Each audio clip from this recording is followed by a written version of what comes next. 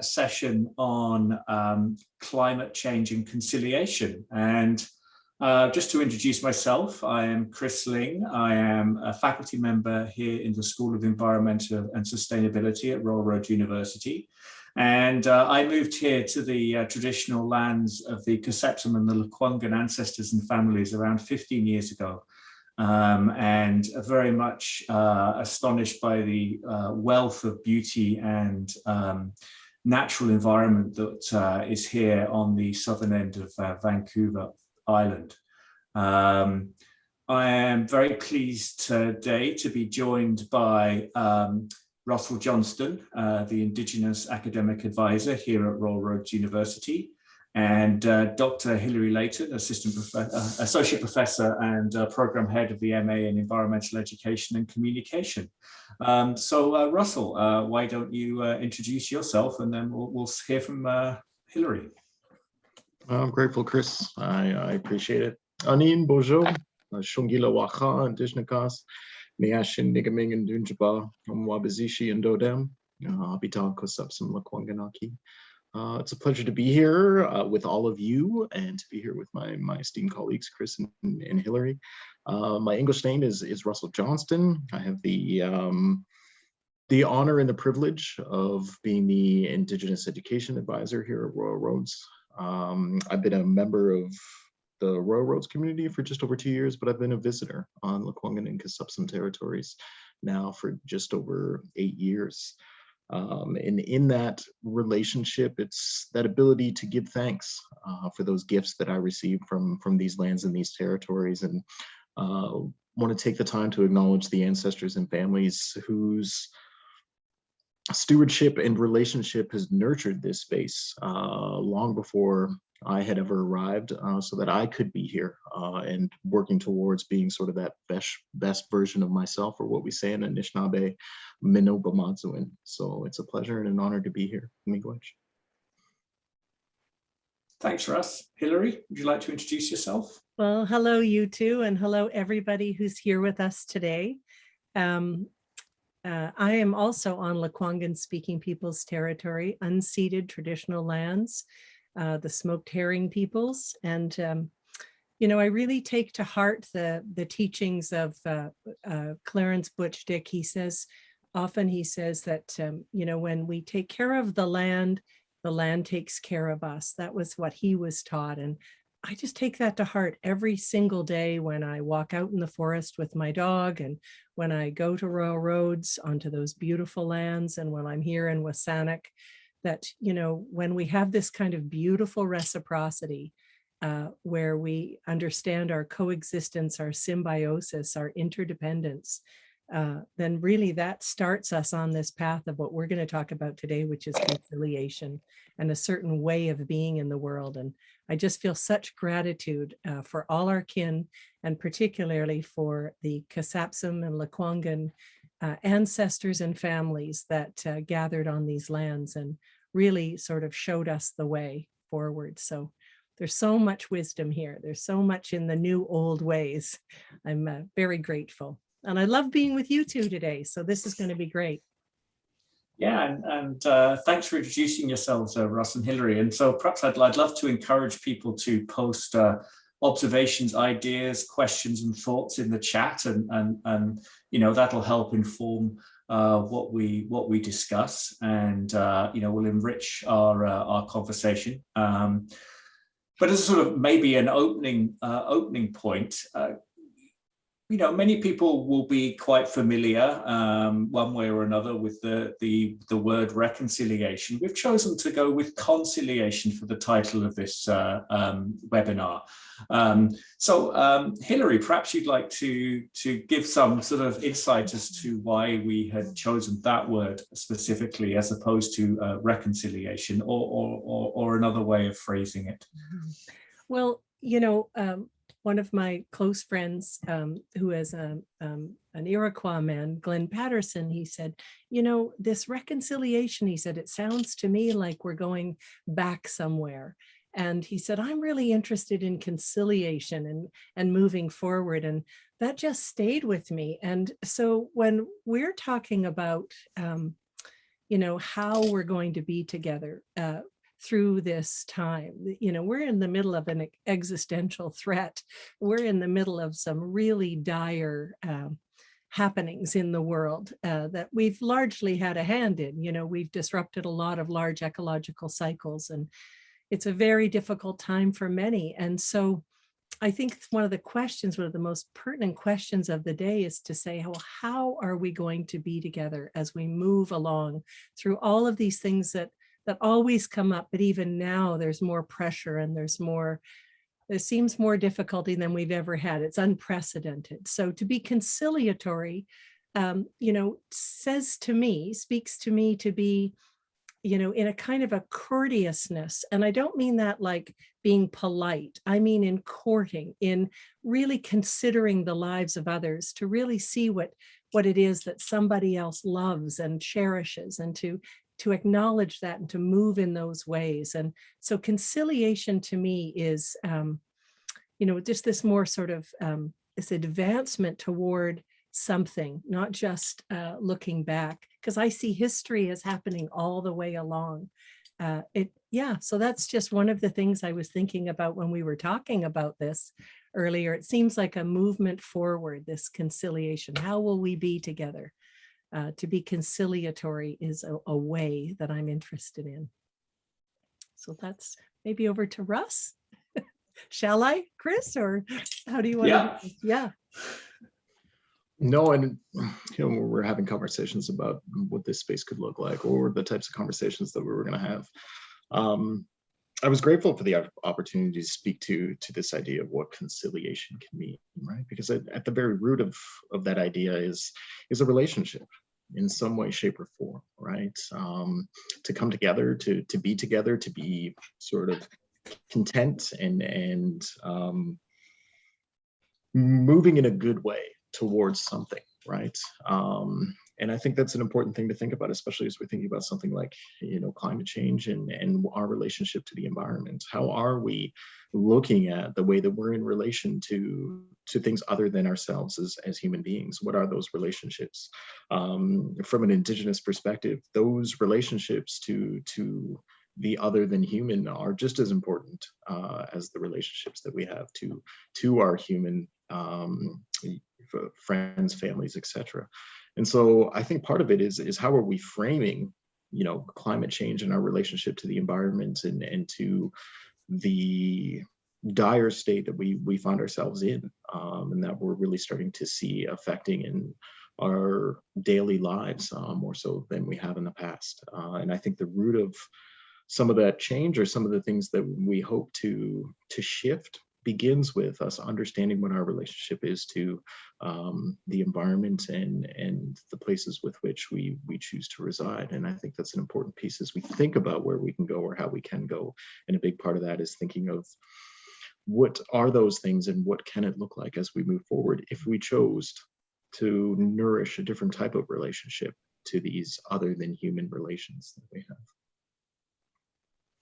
So you touched a little bit there, Russ, on the connection between the idea of conciliation and climate change, and I think it's worth noting that those of where we're located, if you look at the sort of the global modeling, it's actually going to be one of the places in the world where the impacts are actually not as great as elsewhere. But yet you can still see significant changes in the environment as a result of the climate change that we've seen so far. You're starting to see sort of the die-off of cedars as a result of drought. You're starting to see, species shifting, to the north and such like. So I wonder, how do you create a process of conciliation when sort of global forces, to sound sort of somewhat sort of grandiose about it, but are having such a significant impact on the land where people are living, and yet what they're doing is not really contributing to that, or on sort of might be in a sort of general sense, but is not sort of the blame cannot be laid at the feet of the people who are being directly impacted by those changes. So how do we respond to that in a way that's conciliatory, and recognizes the specific needs of people that depend on, you know, the land cycles and the processes that work in those environments for their well-being. Mm-hmm. Yeah, I think when I think of one of these ideas or these concepts, the first thing that comes to mind is what is my responsibility, right? You know, what is what can I do, and what is my responsibility to affect or effect change within those spaces, right? And so what are some of the things that I can start thinking about? If I think of my time here on Kasupsum and Lekwungen territories, and I think of the gifts that I receive every single day, what is my responsibility for receiving those things? And I think could be a way of looking at, I am responsible for those generations and for those spaces. And so what are the things that I'm doing on a daily basis that can promote or can in some way create a shift? And I think it becomes a difficult situation when we look at it from a very large macro sort of concept, right? We realize how big these things are, certainly, but if we can distill those things down to small little acts that we can do towards a shift and a change, then that big sort of space and sort of problem becomes a lot more palatable and a little bit easier to be able to think about and to wrap our heads around. So what is my responsibility every single day to make sure that I'm keeping those things in mind as I go about my normal processes every day, because I have a responsibility for those things. And I think shifting the way that we think about those things is a way of reshaping our relationships to those ideas and those concepts. Oh, I love that, Russ. I love that. I'm going to riff off Russ now, if I may. You know, just that reminds me of act as if everything you do will make a world of difference, because it does, and it has. So when Chris was saying this about, you know, perhaps it isn't, you know, we're going to be affected more and we weren't really responsible. I'd say in an interdependent world, we're all responsible. There's that beautiful old poem by Francis Thompson from 1917 that says, "Thou canst pluck a wildflower without troubling a star." So if we actually understand the world as a web of entangled relationships and complexities, then there's nothing that doesn't concern us, from the pebble on the bottom of the ocean to the galaxy light years away, because we're all connected. And so while it's not our obligation to perhaps save the world, and I think it's impossible to try, I think it is our responsibility to try to fully belong. And that goes back to relationships. So how am I in relationship? How do I view the world? Do I see it as, do I see forests as lumber, or do I see natural relatives rather than natural resources? You know, do I see the world as alive and animated and part of families that, you know, just as I am, but in different forms and shapes? And if I do, then how am I relating to them? How am I in relationship with the world, and considering the needs of the others, not just my needs or the human needs, but the collective? I think we've been shown a lot during COVID. You know, some of these cracks that have opened up have, while they've been difficult to look into, they're also generative. They show us what we've missed and how we have seen ourselves, this kind of delusion of separateness, that we see ourselves as above or different or dominant of, rather than, you know, that shift from dominator to defender, and from, you know, colonialist to community member. And these are just shifts in our perceptions and perspectives. But it does take relationship, and it also takes our feelings, our emotions. We have to be moved to make some of these changes, I think. But I don't think we often bring emotions into education or into our discourse. We say, oh, that's too touchy-feely, or we can't do that. And yet it's no less rigorous. In fact, it's more difficult, I'd say, to bring your whole human self. And I think those are the new epistemes we need in education, the new old ways forward, looking at the wisdom of the past and bringing it in ways that respond to today. And that means whole human epistemologies, whole human ways forward. For climate change, like for a human change for climate change. That to me seems like conciliation in action. Yeah. Yeah, and I often think, that I think that the reason I hesitate to put too much pressure on the individual is because I feel that can cause an overwhelming. It can be overwhelming for individuals. Now, it's if you come to that conclusion yourself and you have the mental strength to deal with it, and I know, Hilary, you've recently done another webinar on grief as it relates to environmental matters, and you can cope with that. Then I think I would wholeheartedly agree with what Russ was saying earlier about sort of just making sure that you're mindful of everything that you do and the impact it has. I come at this from a sort of a landscape ecological perspective, kind of, which one of the influential people that I've read as a student, Richard Foreman, talking about landscape ecology, commented that as an individual, he was thinking about sort of scale of landscape, but it can easily apply to sort of social aspects as well. But at the scale of a individual or a sort of small patch of land, you can have a big impact, but it's not necessarily going to have an enormous impact on the globe as a whole. It's very difficult for an individual to have an impact on the globe as a whole, but if you do, it's going to have huge ramifications. But the sort of almost the sweet spot is that community or landscape level where actions can have both significant impact but also be relatively achievable. And I sort of wonder if that's a good sort of scale for us to think about conciliation. It's about the community and it's about the landscapes and the connections between those two being very important. Mm-hmm.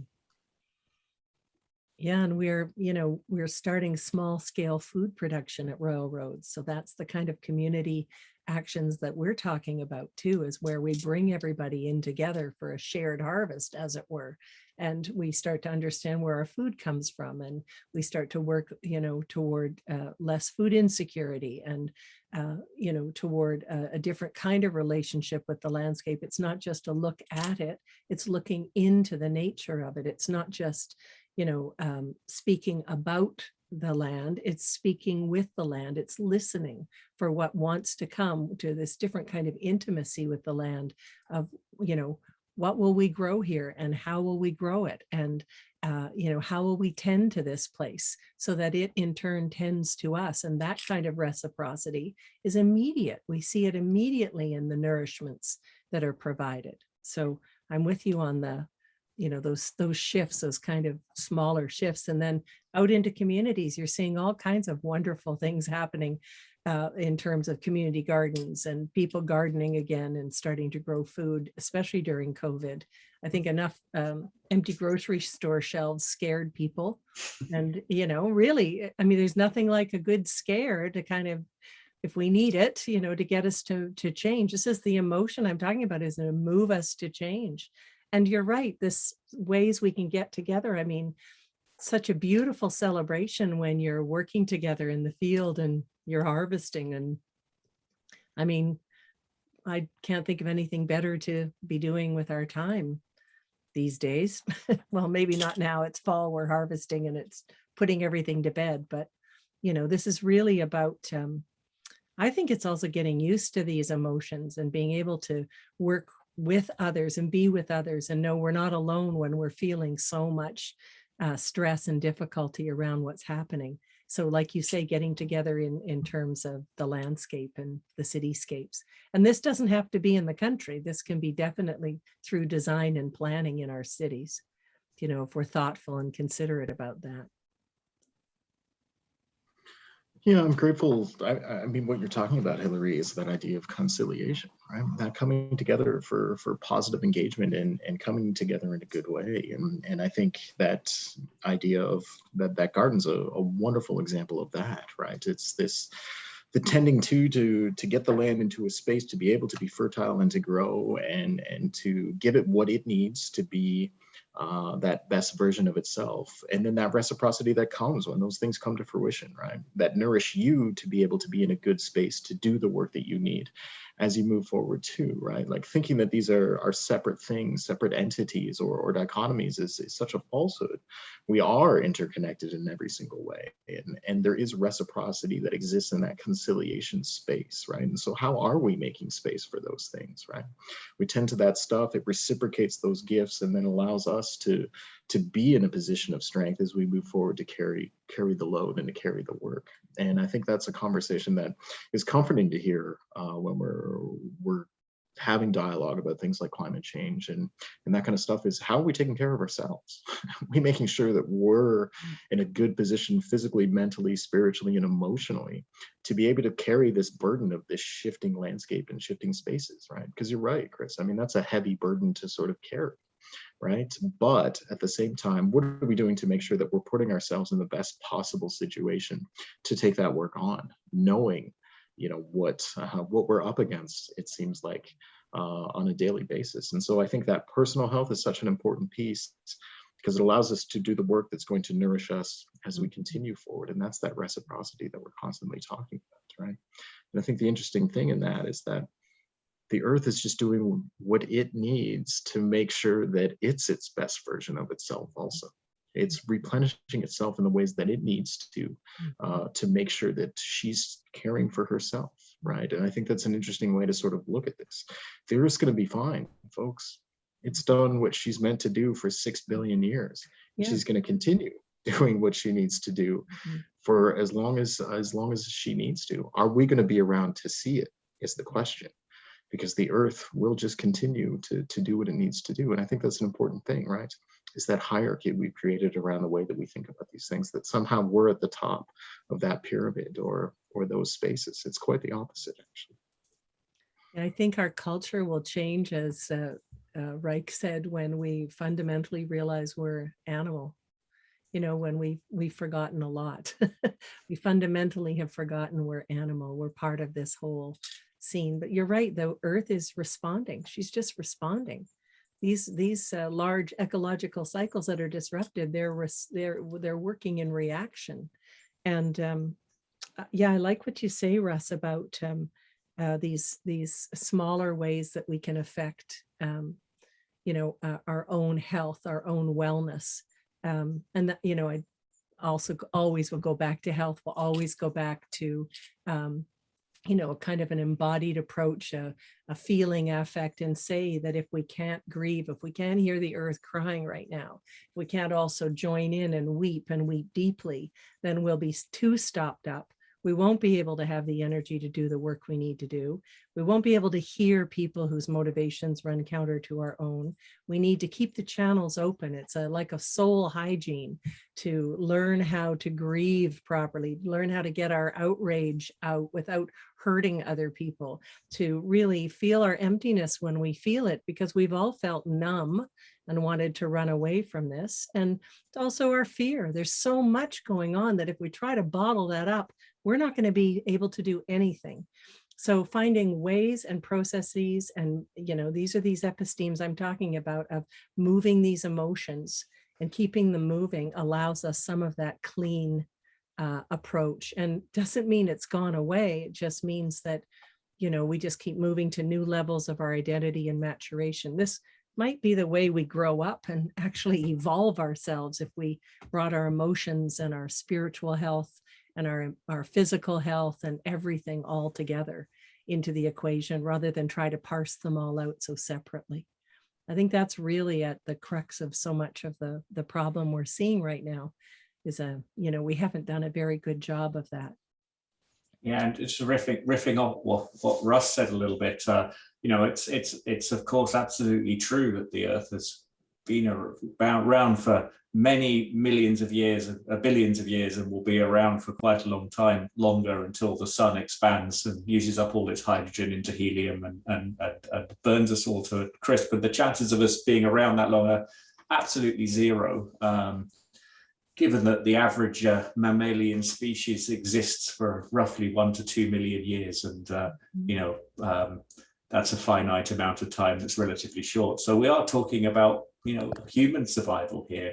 If we go, the planet will rebound in a way that's richer and more dramatic and more imaginative than we could possibly consider ourselves, because it's done it a number of times before, and we'll do it a number of times again.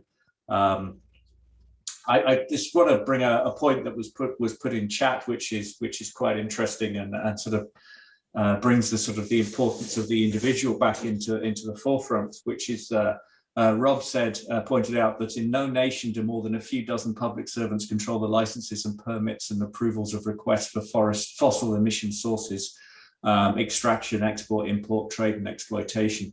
And then made the point again later that the number of people in this Zoom meeting, imagine if it was those people who could reject, repeal, and revoke those fossil fuel licenses.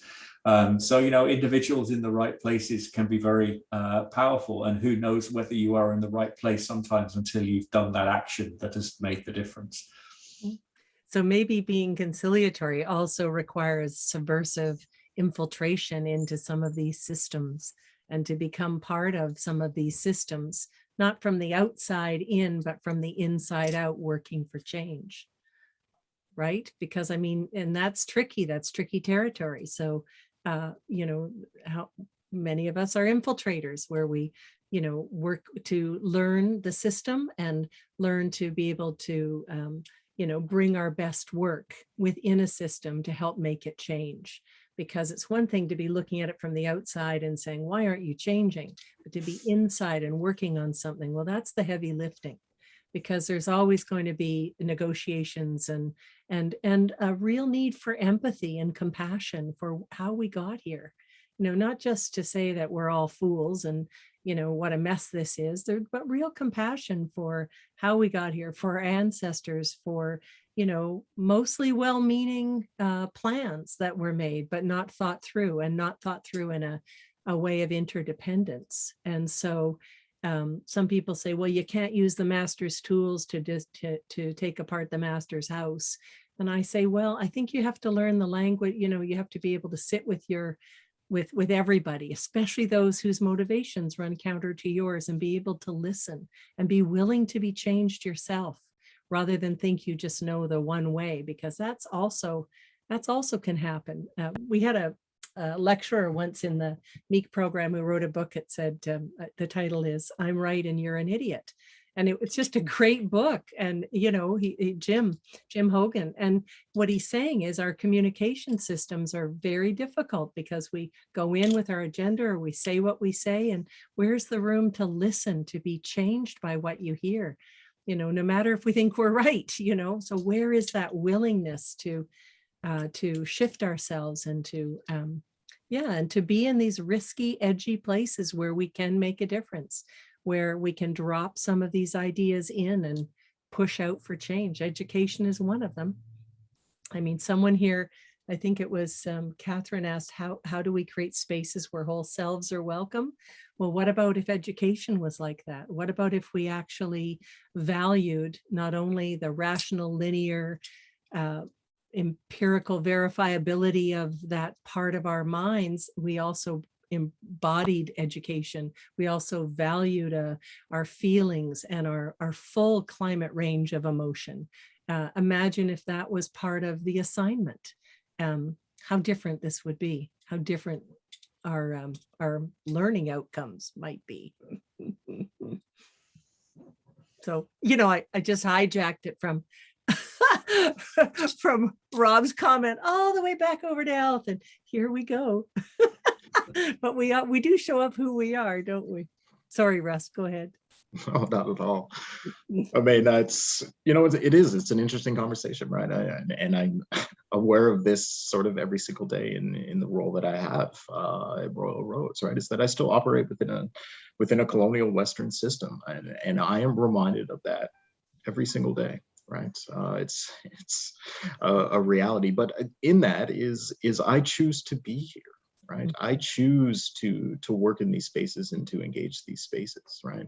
And I think that's an important piece, is that in the work that we choose to do in whatever shape and form is agency, right? I decide my relationship to coloniality 100%. I decide what my relationship is to the systems with which I operate in, right? You know, it's always interesting when election time comes up, right? And we talk about the leaders within, you know, each political party and what they represent and all these things. What I don't hear is us questioning whether this system is the appropriate system to even engage democracy and governance in. I don't hear any critical discourse around those ideas and those concepts, right? And let's face the reality, it's these systems that have gotten us here, right? And so, you know, where is the critical discourse around those systems with which we operate in or we choose to value, right? If we're going to go back to this concept of valuing, and I notice it's in the chat around money and some of these other things, I think those are important conversations to also engage with. What do we value? How do we value it? And how do those shape the environments and the spaces that we're into? And I think that's where, you know, concepts like decolonization, how we indigenize our spaces, what room we have for Indigenous knowledge systems within our institutions and our spaces becomes a really important conversation. And I think it's important because Indigenous knowledges are rooted in these lands and in these territories. Our languages are rooted in these rivers, these trees, these spaces, right? Our way of viewing and being in the world comes from here, right? It doesn't come from anywhere else. And it's in those teachings and it's in those relationships that our knowledge and our epistemologies, ontologies, all of those things are rooted, right? And so we certainly do have things to offer in these spaces. We had lived in balance with our spaces through the way that we saw the world, through the way that we were in relation to all things. And I think it's something that we can bring to these spaces and help us figure out what it means to operate within these systems and these confines that we've created, and where there may be room for growth as we move forward too. And so I look forward to many more of those conversations as we move forward. Well, I'm interested in what's going on in the chat too while you're chatting, is about this dismantling idea. And, you know, I always think to myself, well, you know, when we run up against something that we don't like or that isn't working, let's just take it apart and throw it out. I just don't think that way so much anymore. I'm very curious about prototyping and starting something and seeding something and seeing how it goes. And, you know, eventually something that's really good will replace the old thing that isn't so good anymore. But this idea of blowing stuff up just has never really sat well with me. And, you know, I'm on my own here probably. I bet lots of people want to blow up the system. And yet I also know that we need some sort of deep structure for functioning. And we might just not know our way there. We might have to look into some ancient teachings and wisdom to see what kind of deep structure could hold us as we, you know, live in a way that we look at the ecology, we look at our social systems, we look at, you know, our economic systems. I mean, we have to look at all of the imperatives and say, well, what kind of a structure, you know, could we actually live in rather than just sort of blowing the thing up? And but yeah, it's just interesting concepts, because even if we think about organizing within the university, you don't want to blow up the whole thing. You want to keep the thing going while you're starting to learn new ways. So I'm just curious how maybe some of these conciliatory ways of being, these practices, can be started to be introduced into education, into our system here, into what we're doing, so that eventually, because they're good and they work, and we'll see this happening, I believe, they'll start to be the thing that replaces the old thing. Do you know what I mean? So I'm just thinking, I know that sounds like it's going to take a long time, and sometimes these things just move at the pace of being human. So I don't know. What do you guys think about that? Was that too vague, or does that make sense? Yeah, it makes sense to me. I think in general terms, I completely agree with you. I think history shows us that sudden dramatic change on a scale of a whole society tends more often than not to lead to a vacuum, and the exploitation of that vacuum by, some pretty unpleasant, Yeah. Characters, people who take advantage of it. I mean, I think you can see that in many recent examples, such as the sort of the collapse of the Soviet Union, has replaced one pretty authoritarian, unpleasant regime with another pretty unpleasant authoritarian regime, albeit with a sort of disguise of democracy. I think you could see the same thing in what happened in many countries in the Middle East, where sort of the meddling by the West, an example of colonization has caused terrible destabilization and the exploitation of the region by fairly sort of unpleasant individuals. So I agree. I think there's a balance between we need to recognize that change needs to come. It's about doing that in a way that's not too abrupt and sudden. And I think the danger we have with climate change at this point is if there's a lack of action for too long, then a sudden and dramatic change is going to be imposed upon us as a result of the changing climate.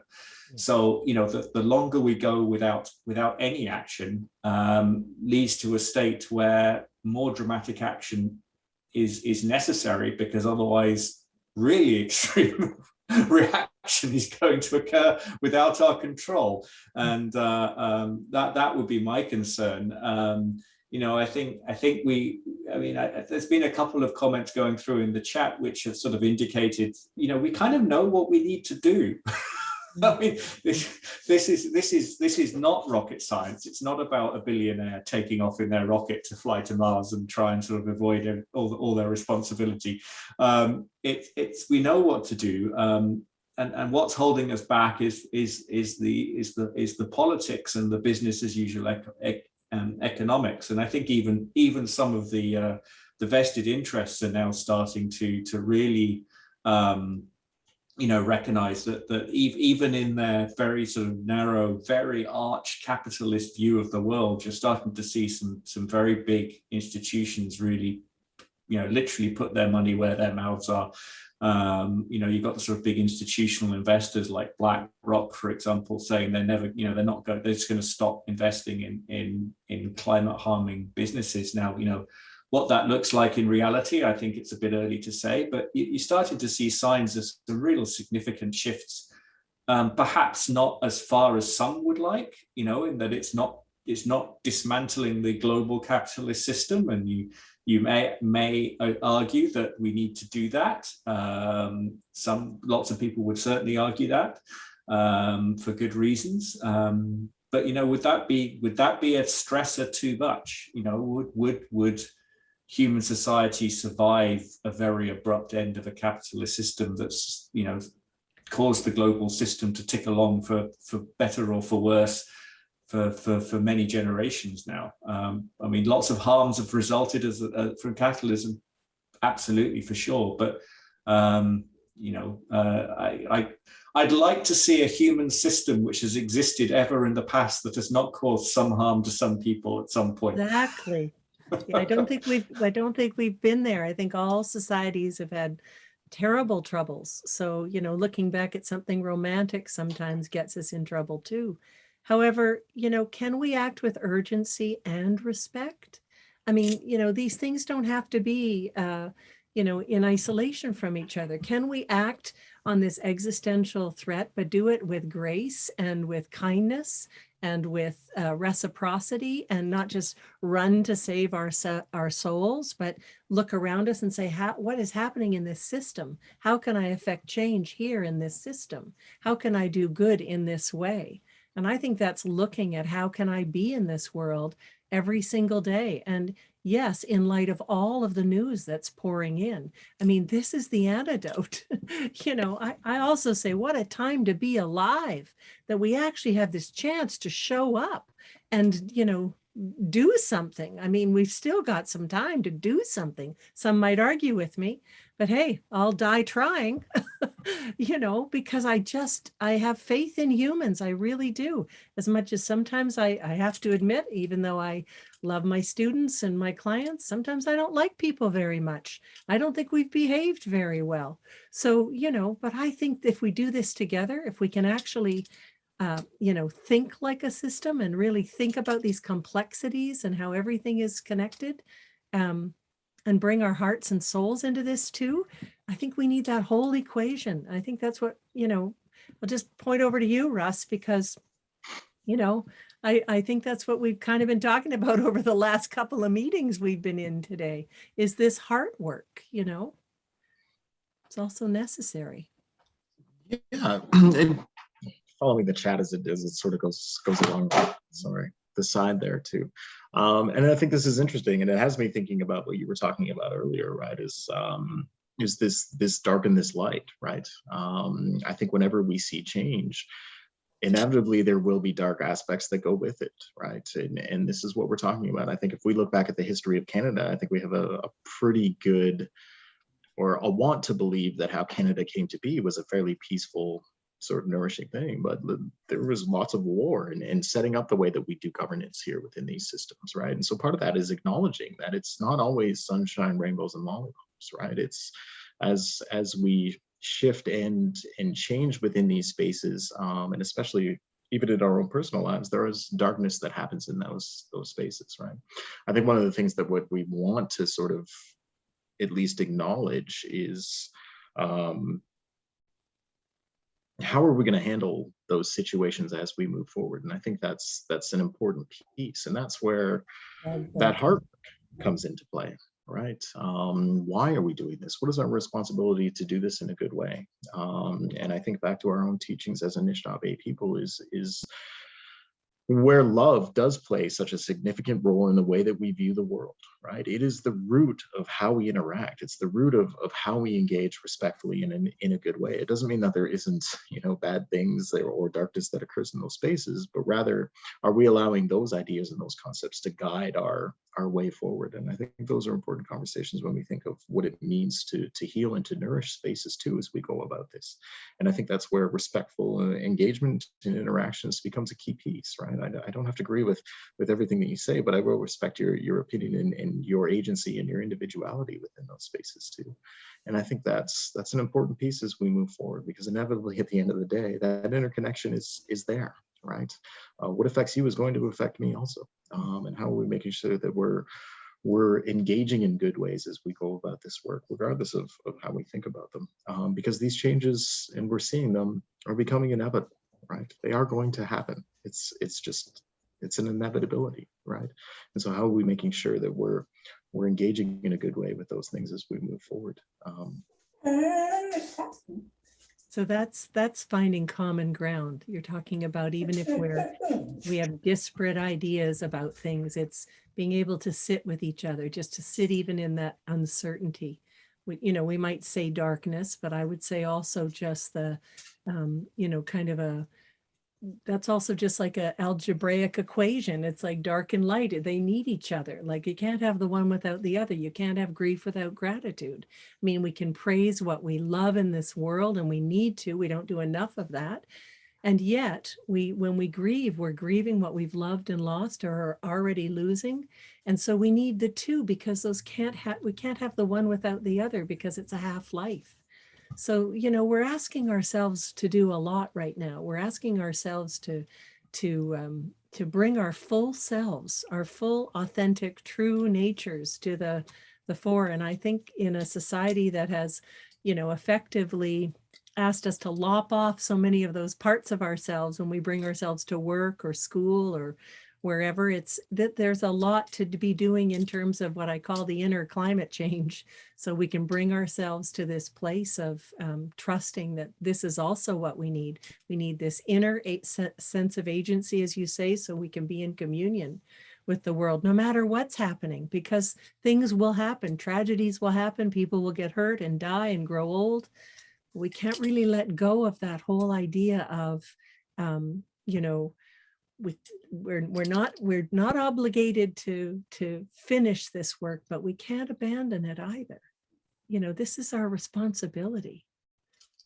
It's what, you know, this human life has accorded to us, is to participate in this way. At least that's how I see it. What was that sound, Chris? In that, is that a baby or a dog? That was a dog. Okay. who thinks it's dinner time, but it's not. But yeah, I think part of this as well is building back those connections to the land, as Russ has been talking about as well. I mean, I remember I was in a talk many years ago, maybe Hilary was in it too, where Wade Davis was talking about some of his experiences trying to prevent natural resource development projects from taking place in areas of the land like the sacred headwaters in northern BC. And he was challenging the executives of the companies, and they'd never even been there. They were making decisions about places they'd never even seen.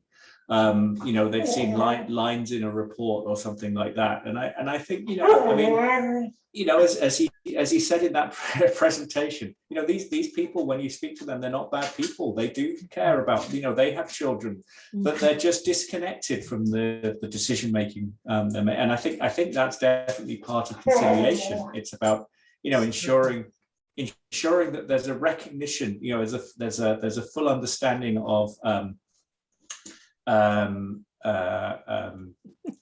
sorry, Andale is telling me to feed my dog.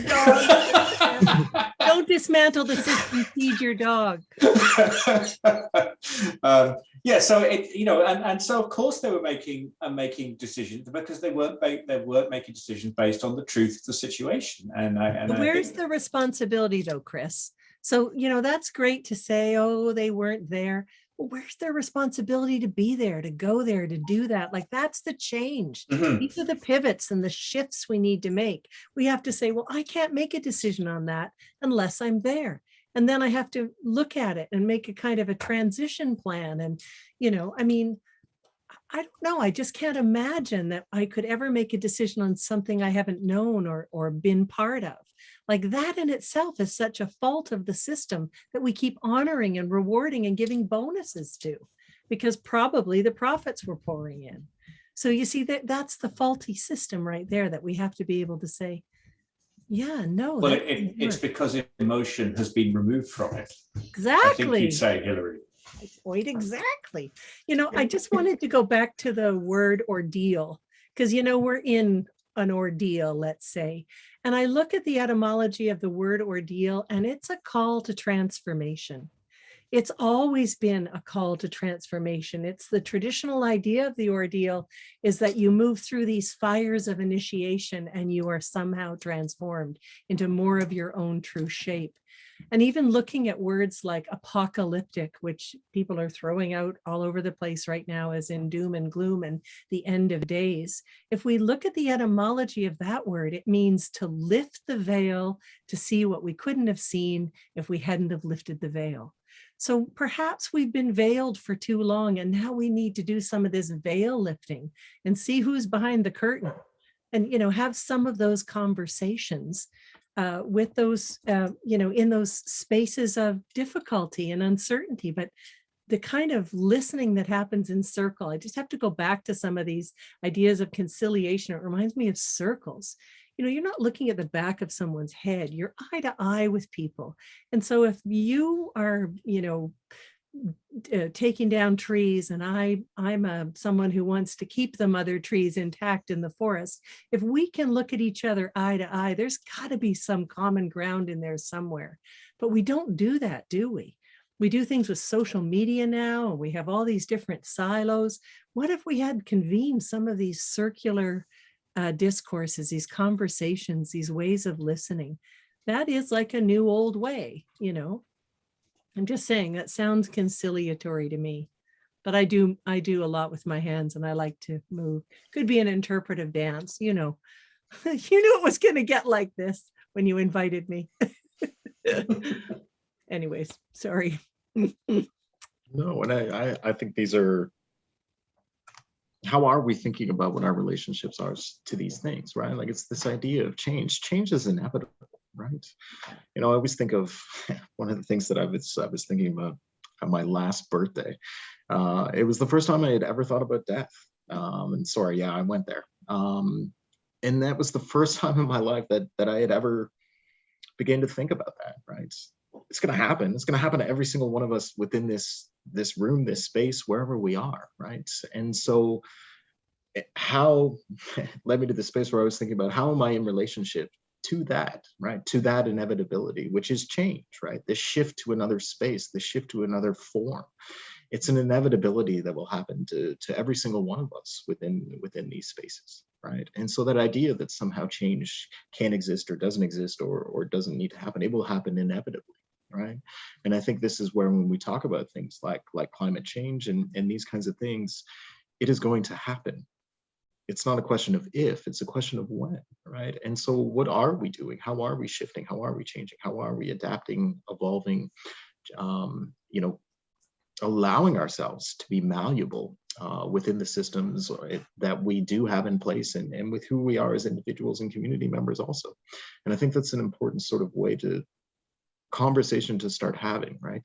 This idea that somehow all of these things will be in place into perpetuity is a falsehood. It's a narrative that doesn't exist. Change is probably the only thing that we can expect in some way, shape, or form. So how are we adapting and evolving to those things? Because we're going to hit a stage where we don't have a choice.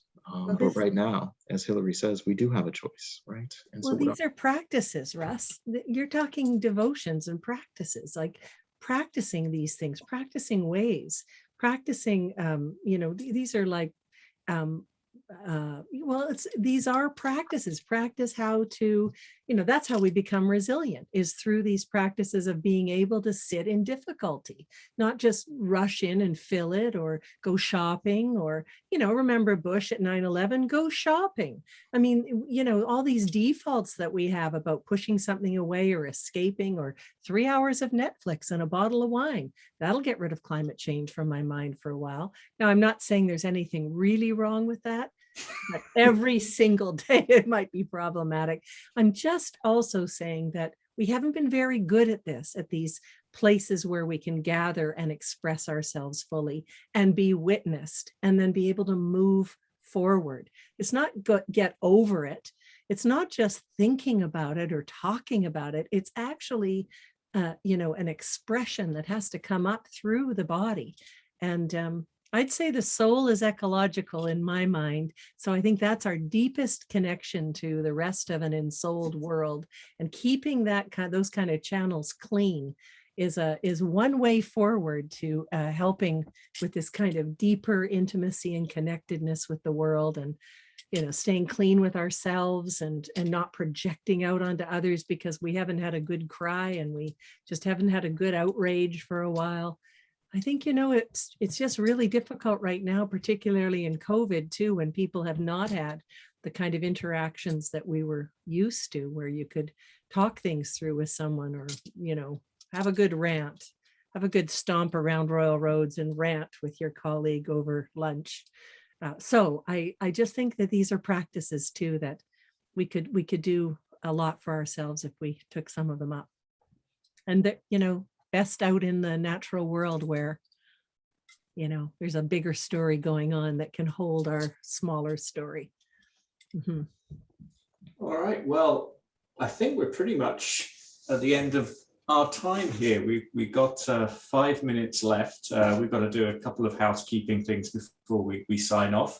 But I just want to sort of, say, Russ or Hilary, do you want to make any last comment before we conclude?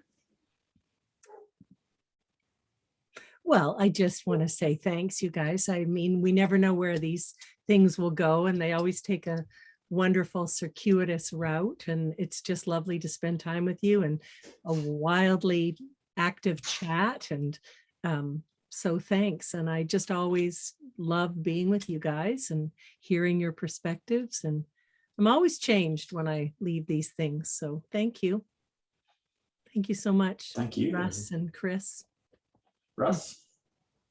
Yeah, no, thank you. I feel like this is a conversation that can probably go on for much longer than the time that we had allotted, that's for sure. I guess the one thing that I'm thinking about right now is we talked about circle, right? What does it mean to be in circle in this space that lacks sort of this hierarchical approach? I think of that idea of what those circle teachings are, is that we all have a place within that space, right? We all have a set of gifts and skills and abilities and ways of being that adds to that circle and that space and those relationships. And so it's in that I hope we can find ways of what is our role? What can we do with who we are and how we are? And how can we work towards what a common goal is, which is those next generations that'll come. What are we doing to make sure that they're going to enjoy all these beautiful gifts that we get to receive on a daily basis too, right? And I agree with Hilary. I think love has a lot to do with being able to create those spaces for those generations to come. So I look forward to seeing how that comes to fruition for people in the future. Well, thank you very much, Russ. And on that note, I think that would be a good time to conclude the conversation. Thank you very much for all those people that joined us. You can put that slide up, Andrea, that's good. Thank you very much to all those people that joined us today. For many people here are part of our Masters of Arts and Masters of Science in Environment and Management. We have our annual residency going on right now. And if you came here because you're interested in maybe exploring the possibility of taking the program, this is a bit of information about that. You're welcome to contact our admissions team and people to find out when the application dates are for that. Andrew, do you want to pop up the next slide? It's on the slide coming up. Yeah. Oh, yes. There you go. So here's some contact information if you are interested. And Hilary, as we said at the start, is the program head for the Master of Arts in Environmental Education and Communication also at this university. So you'll get to hear more of this sort of stuff in both of those programs, and hopefully you enjoyed it enough to consider that possibility. Mm-hmm. But thank you again to Russ and Hilary for joining us today for this panel discussion, and thank you for Andrea for controlling the slide deck. Mira, yeah, wonderful.